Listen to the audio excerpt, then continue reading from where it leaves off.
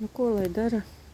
Ot šitā koku, kurš ražo skābekli, ņemt un šitā apdīrāt.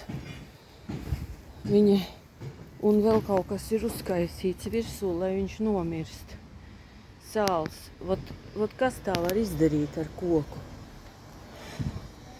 Mums, rudenī es redzēju, kā to dara mūsu pirmā stāva kaimiņiene Nora. Viņa dzīvo šita te pirmajā stāvā.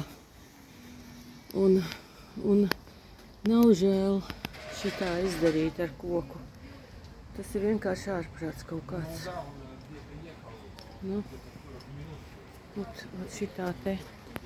Un vēl uzbērt sāli virsū. Nu. Un ko lai dara vecu cilvēku, kurš šitā izdara? Nu, kaut kāds ļaunums pilnīgi. Nu. Redz, viņai tas,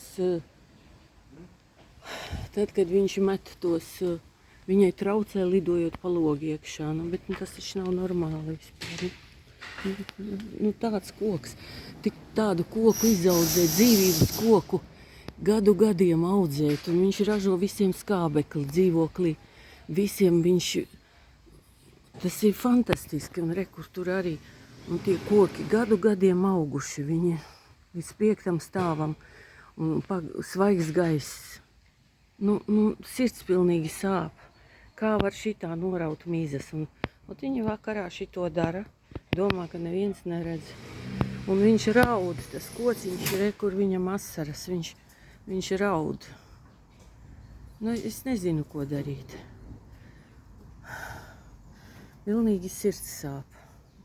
Pilnīgi sāp sirds.